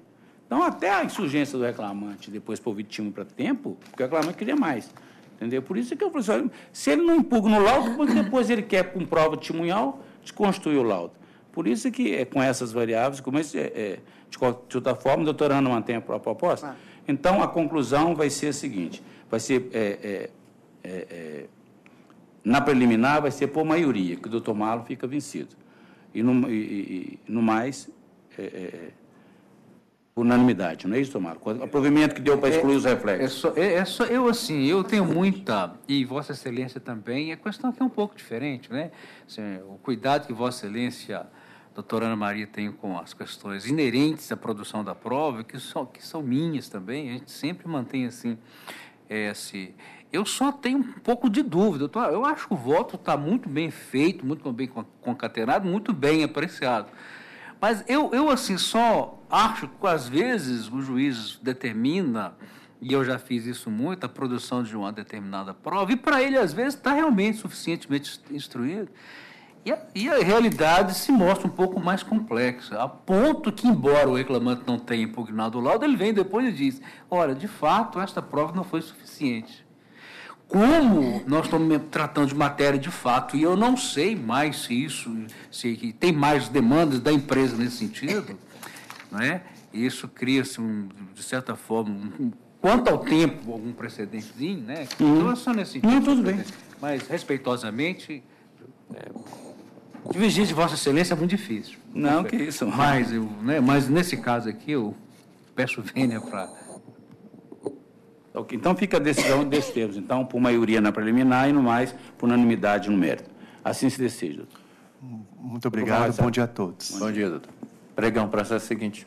Pauta de 8h32, processo de número 16.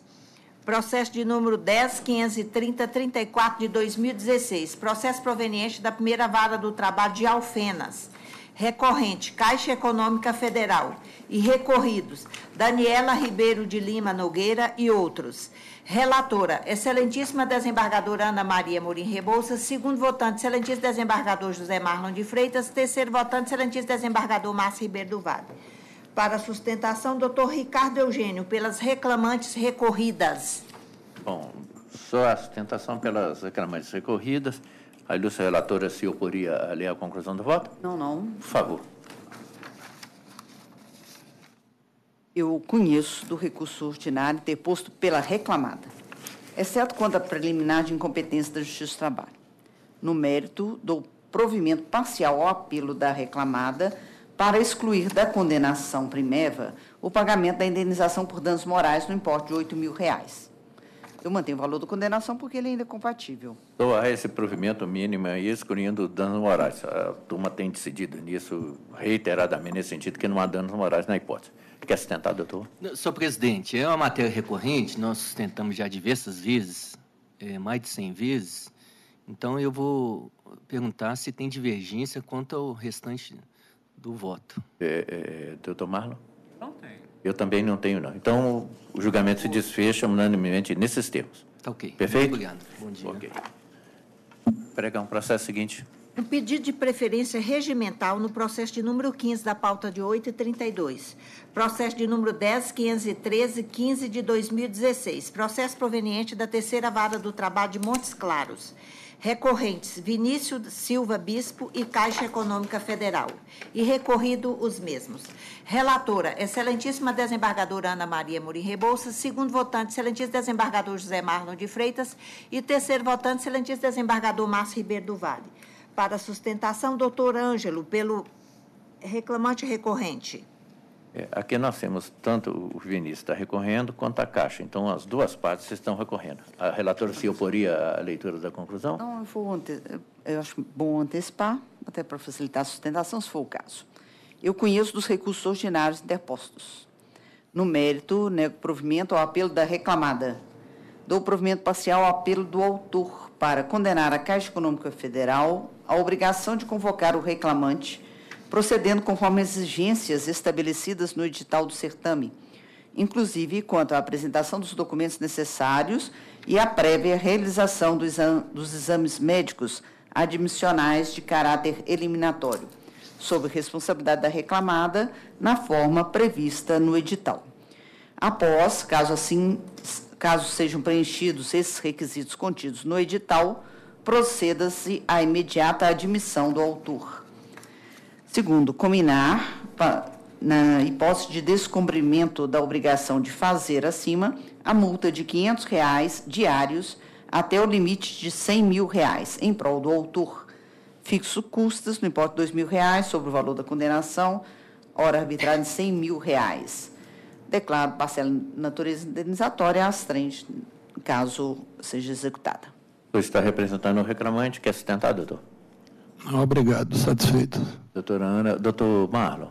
Senhor presidente, eu estou de acordo. Agora, é só uma não sei se a doutora, na minha tela aqui, não seria de bom ouvir estipular um prazo para que a empresa, porque nós estamos determinando aqui a incidência de umas trens, de um prazo para intimado a cumprir a obrigação. Eu não sei se Vossa Excelência...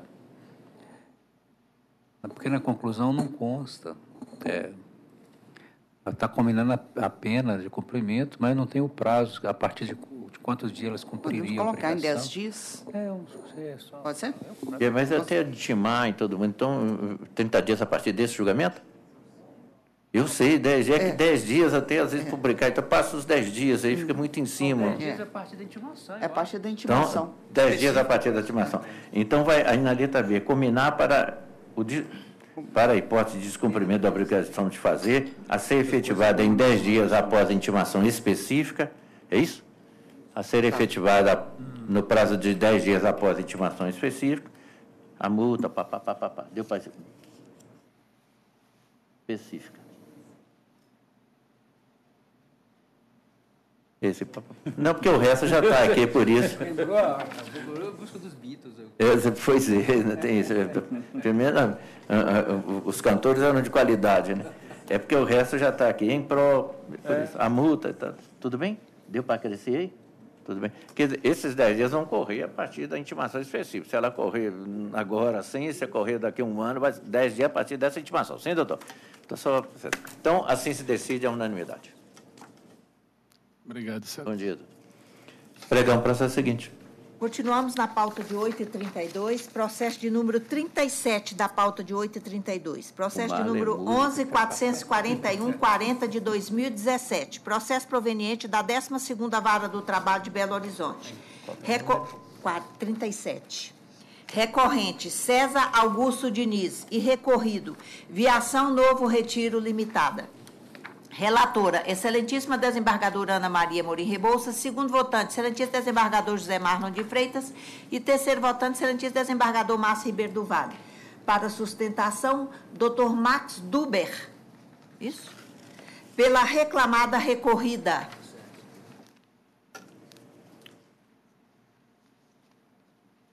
Bom dia, presidente. Bom dia, doutor. Só um momentinho, doutor.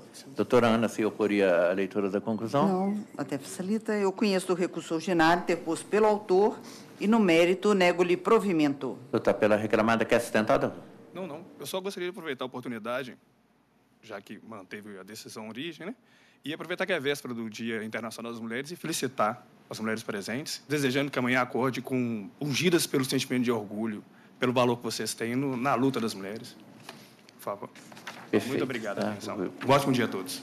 Perfeito. Doutor Marlon, está de acordo? Esse é o processo 11.441. Só um momentinho, doutor. Não, peraí. Qual? 11.441. Isso. César e Viação Novo Retiro. Eu sou presidente, é só porque é um processo um pouco diferente. Assim, diferente não, assim, ele tem assim umas peculiaridades. Me parece que a parte até presente, eu até havia ali, que foi ao gabinete para despachar, aquela história toda. Só para dizer, eu não sei se devo, antes da eminente relatora, não sei se a doutora Ana Maria vai fazer alguma consideração, eu estou plenamente de acordo com o voto.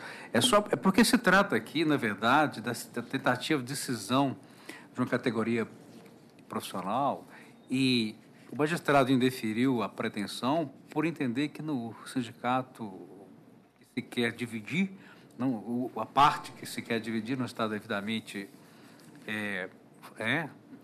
constituída, e eu estou de acordo, é só para esclarecer, senhor presidente, porque o que me pareceu aqui que o César Augusto Diniz, ele era réu dirigente sindical da base territorial de Contagem e Esmeraldas desde 2012. E esta diretoria do sindicato, a eleição foi tornada nula depois de 4 anos, salvo me engano, de exercício lá na direção do sindicato. E não tendo voltado a trabalhar, se pretendeu dividir o sindicato para se ter a representação sindical lá em Esmeralda, especificamente em Esmeralda, me pareceu. E esse César, o recorrente César, é que tomou toda a iniciativa, ele, que era o antigo dirigente sindical que ficou sem função, porque cuja a decisão por transitar do julgado o tirou da direção desse sindicato, ele, portanto, tomou a iniciativa de criar um novo sindicato numa base territorial específica. Só que me pareceu, e ele foi numa ata lá que teria sido ele próprio também eleito um dirigente desse novo sindicato que se pretendeu criar, mas não tem no processo nenhum documento, nenhuma prova de que esse sindicato efetivamente tivesse sido criado. Tem a notícia de uma assembleia que foi convocada e constituída também até por muitos empregados já aposentados. Parece que houve há um boletim de ocorrência, houve um problema lá nessa reunião, etc., e parou por aí. Não tem mais nada no processo que comprove a existência válida desse sindicato. Sem isso, não é possível discutir, até mesmo enxergar que tivesse ele direito a essa garantia de emprego, que é o que ele está pleiteando e ele não vem trabalhando já de longa data. É só para esclarecer, porque o processo me pareceu que ele viesse sustentar, não veio, só veio a parte contrária, só para dar uma satisfação. Mas eu também cheguei a essa conclusão de que a pessoa jurídica em si acabou não existindo, quer dizer, isso obstaculiza mesmo, porque além da pessoa jurídica tem que fazer o registro lá no Ministério do Trabalho para sair direitinho e tal, a partir de quando tem vigência, então acabando não temos nem os dois elementos nos autos para poder fazer isso. Então, prevalece o voto da relatora, negando o provimento à unanimidade. Muito obrigado, um ótimo dia a todos. Pregão, processo seguinte. Hoje tem muito desmembramento, porque tudo, o negócio é muito pessoal.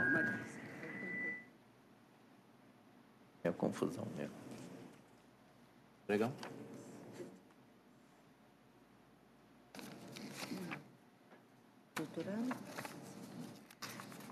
Processo de número...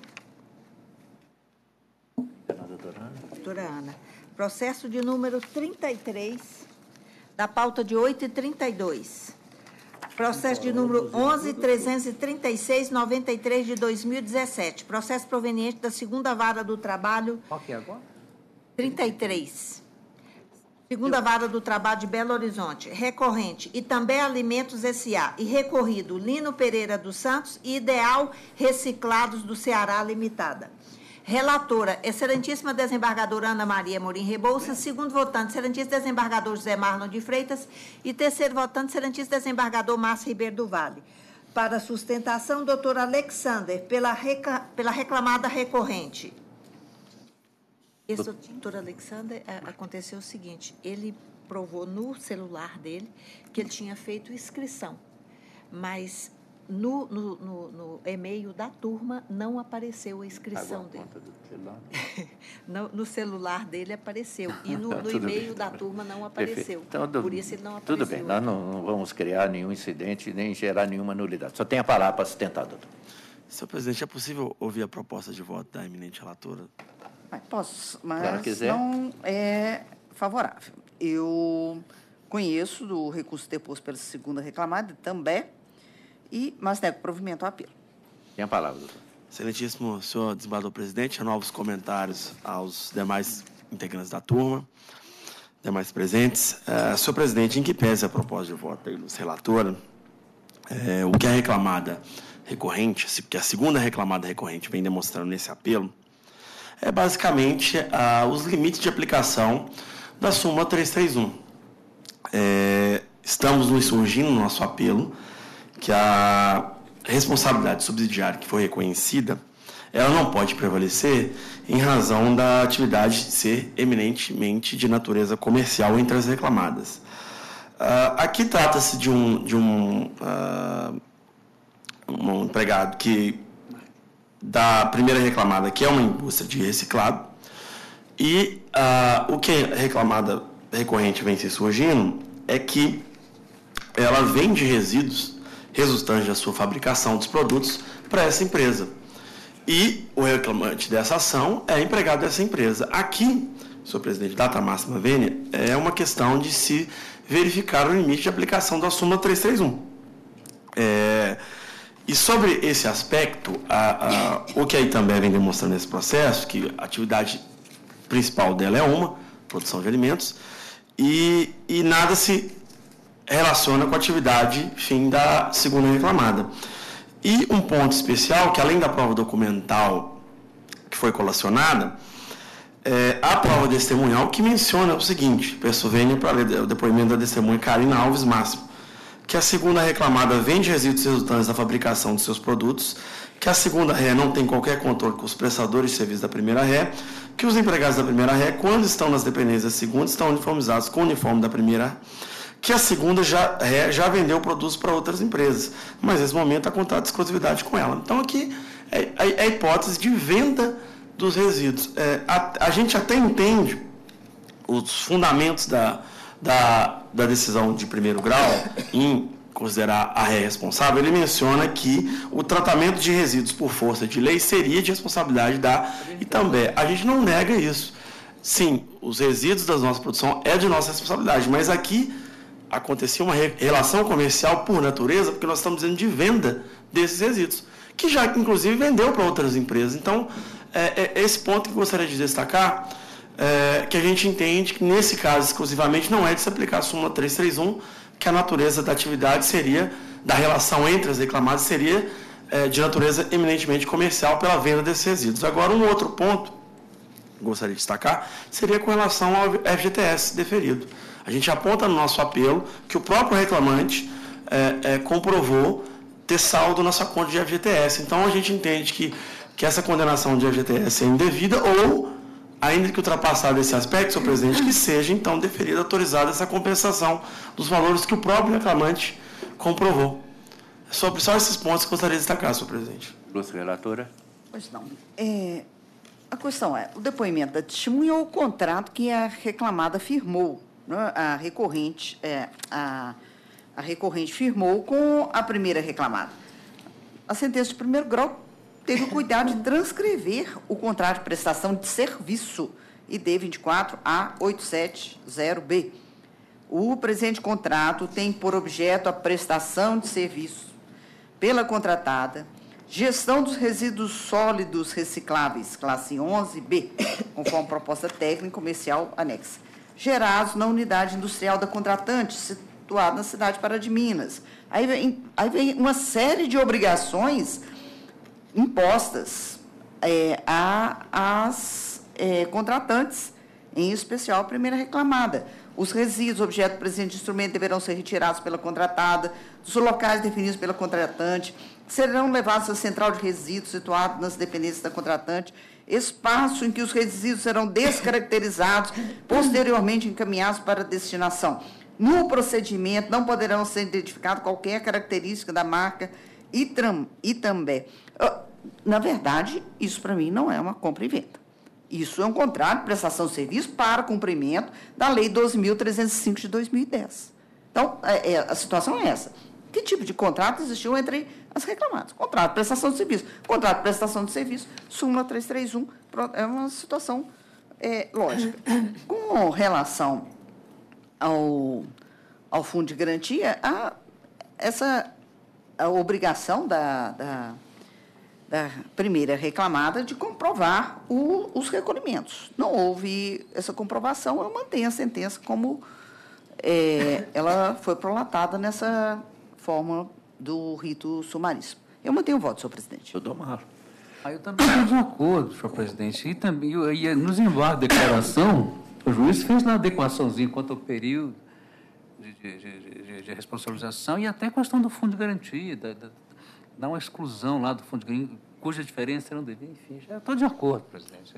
O seguinte, o tipo de relacionamento que foi efetivado, ele pode levar à conclusão que a terceirização foi lícita. Não foi ilícita. Mas mesmo nessa hipótese, se o serviço beneficiou a tomadora do serviço, há responsabilidade subsidiária. E quanto ao fundo de garantia, o juiz foi expresso na sentença em condenar em diferenças. E, por seu fato, já vai bater o que pagou. Então, não precisa determinar a compensação agora. Eu vou acompanhar também. Então, julgamento unânime, nós temos o voto da relatora. Obrigado, bom dia, doutor. Foi um prazer. Pregão, processo seguinte. Pauta de 8h33, processo de número 3. Processo de número 10, 136, 92 de 2015. Processo proveniente da 11ª Vara do Trabalho de Belo Horizonte. Recorrentes, Humberto Diniz de Lima e JPAR, Distribuidora de Veículos Limitada. E recorrido os mesmos, IEGAV, Empresa Gestora de Administração e Vendas Limitada. Relator, excelentíssimo desembargador Zé Marlon de Freitas. Segundo votante, excelentíssimo desembargador Márcio Ribeiro do Vale. E terceiro votante, excelentíssimo desembargador Cécio da Silva Peçanha. Para sustentação, doutor Lucas, pelo recorrido. Qual recorrido? Qual deles? Tu está sustentando pelo reclamante ou pela reclamante? Bom dia, excelência. Só uma correção, eu fiz a inscrição para assistência, não para apenas Tudo bem, mas está assistindo quem? Humberto Diniz de Lima. O empregado? Sim. É isso? Isso. Doutor Marlon, então, Vossa Excelência é o relator. Eu recebi memorial também, Vossa Excelência tem recebido, né? Então, Vossa Excelência conduza, por favor. Pois não, presidente, com o maior prazer. Eu estou propondo o seguinte: conhecidos os recursos interpostos do mérito, negando provimento ao recurso do autor, dando parcial provimento ao da reclamada, primeiro, determinar que, no cálculo das parcelas deferidas, sejam considerados os valores depositados na conta corrente do reclamante, conforme os extratos juntados aos autos. E B, determinar que seja observado o entendimento contido na súmula 3.008 TST quanto à apuração dos recolhimentos previdenciários e excluir da condenação o pagamento do 467 da CLT. 467 porque há controvérsia sobre o próprio vínculo empregatício.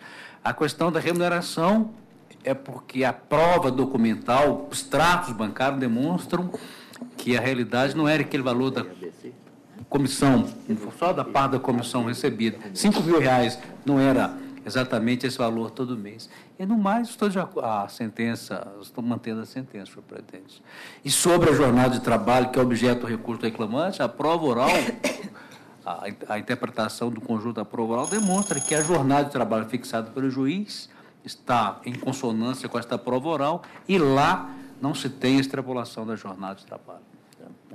Eu estou achando prudente, eu examinei os autos, inclusive fiz até um alerta aqui de uma sugestão só de ordem material, estava acertado, sim, tudo bem. E estou entendendo que esses 3 pequenos provimentos aqui, eles efetivamente vão representar muito pouco nos créditos deferidos ao reclamante dos autos. Estou acompanhando, doutor Sércio. Presidente, eu acuso arrebentamento de memorial da empresa reclamada, mas eu também estou acompanhando integralmente o voto do relator. Então, julgamento unânime, nós temos o voto que acaba de proferir o ilustre relator. Obrigado, Perfeito? Bom dia. Ainda tem sustentação oral? Advogado do físico. Então, por favor, faça seu pregão pertinente. É de quem é o relator? O relator, doutor Cécio. Tá bom. Pode ir. Pregão. Pauta física, processo de número 5 da pauta, processo número 2040 de 2012, processo proveniente da 1ª Vara do Trabalho de Betim, recorrentes Hugo Soeiro Pinto e Petróleo Brasileiro S.A., e recorrido os mesmos. Relator e presidente, excelentíssimo desembargador Cécio da Silva Peçanha, revisora, excelentíssima desembargadora Ana Maria Morim Rebouças, e terceiro votante, excelentíssimo desembargador José Marlon de Freitas. Para sustentação, doutor Bruno, pela reclamada recorrente. Como eu não participo desse julgamento, presidi-lo o desembargador Cécio da Silva Peçanha. Doutor Cécio. O ilustre procurador tem a palavra. Bom dia, primeiramente, bom dia, excelências. Bom dia.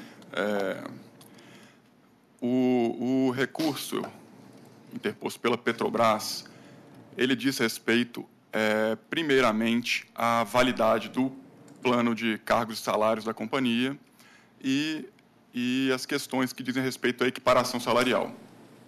Sim, então, primeiramente, apenas uma digressão acerca da própria petição inicial que é proposta.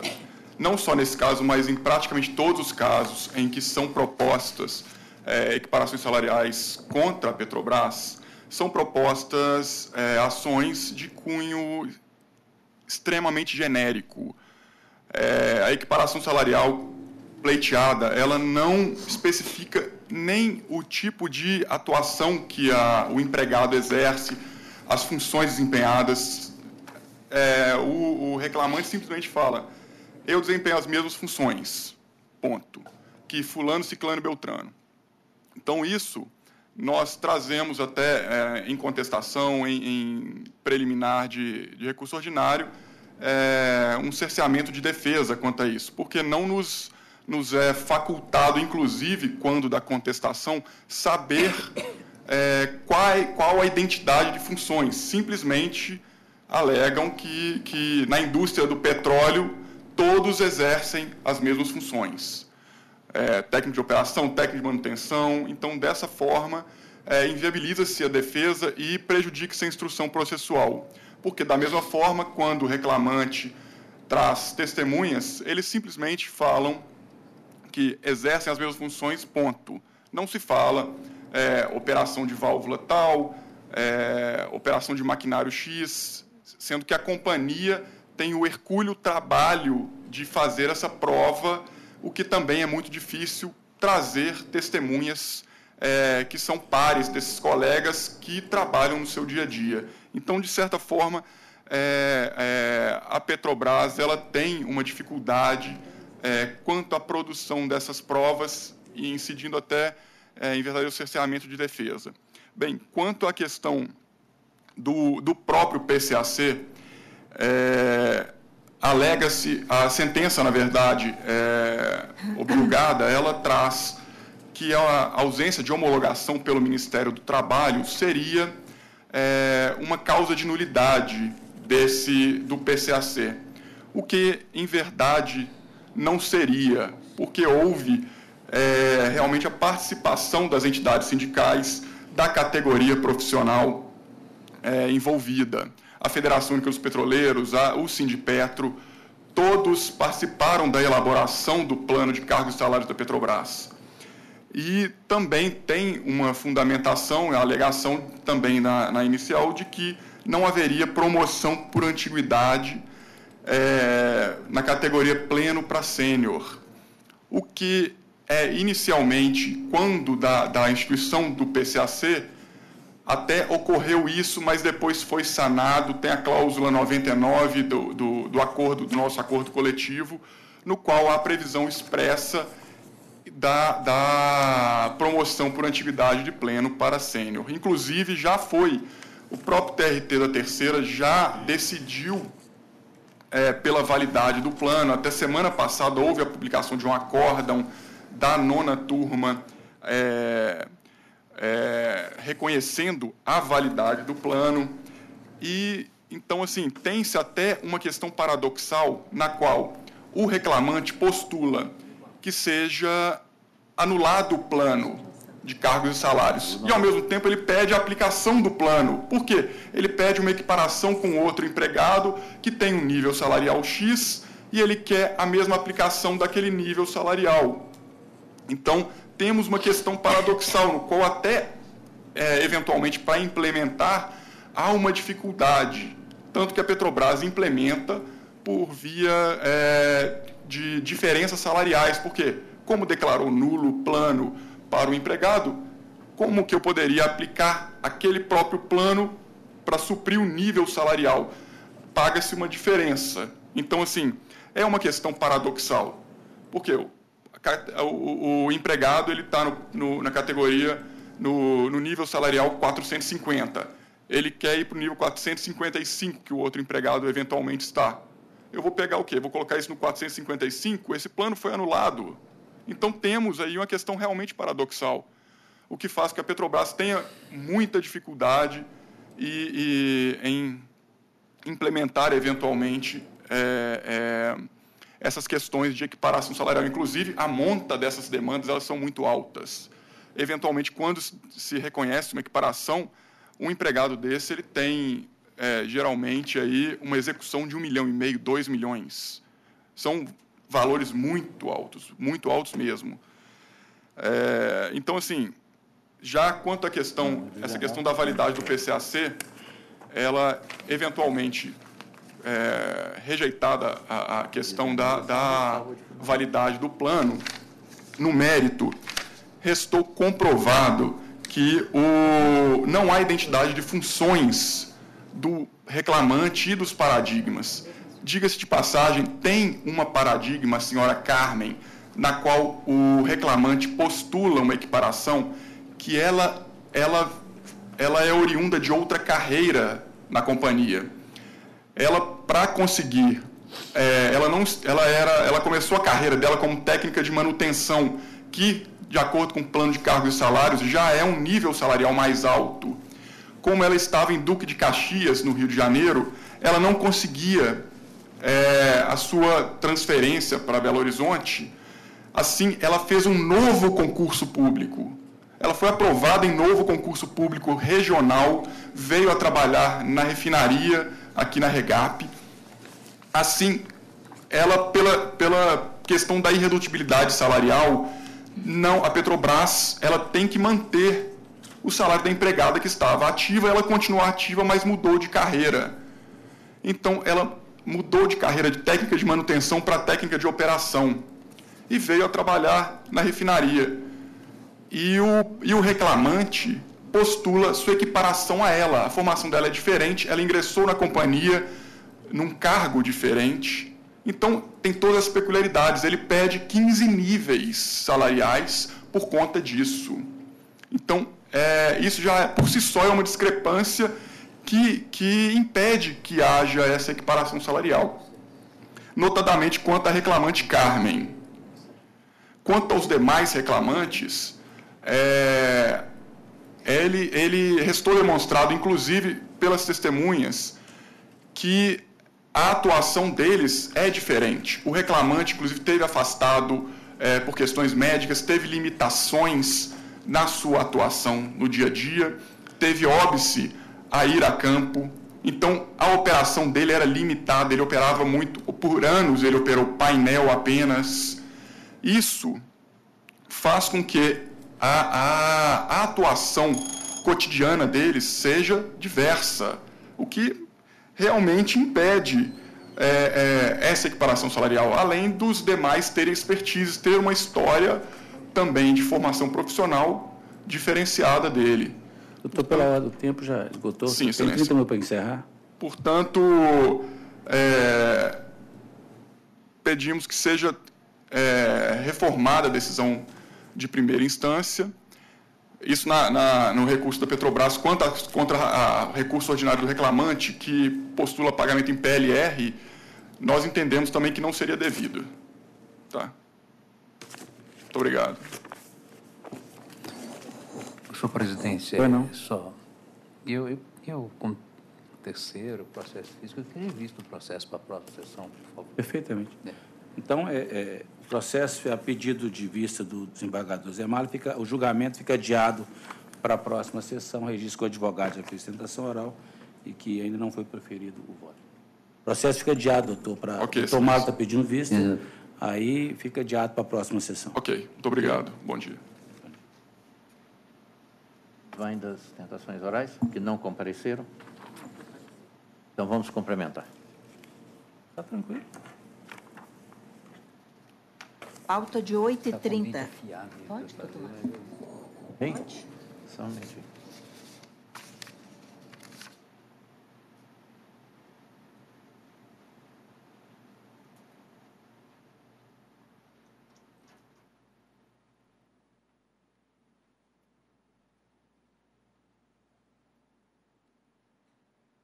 Pode. Pauta de 8h30, processo de número 18, processo de número 11.447 de 2015, processo proveniente da 29ª Vara do Trabalho de Belo Horizonte.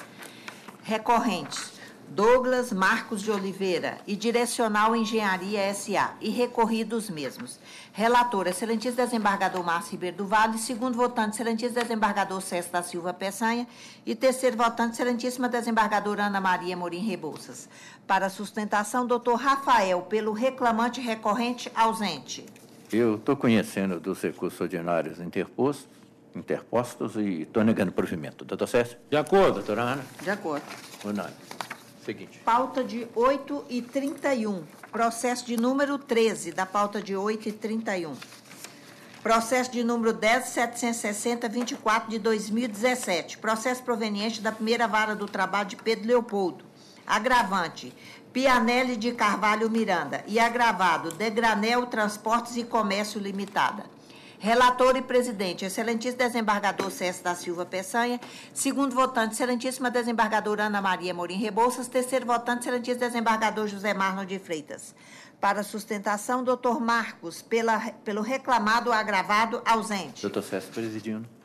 Ausente o procurador, vou direto à conclusão. A minha proposta de voto é de conhecer do agravo de petição interposto pelo exequente e, no mérito, negar-lhe provimento. Sem ciência de custo, doutora Ana.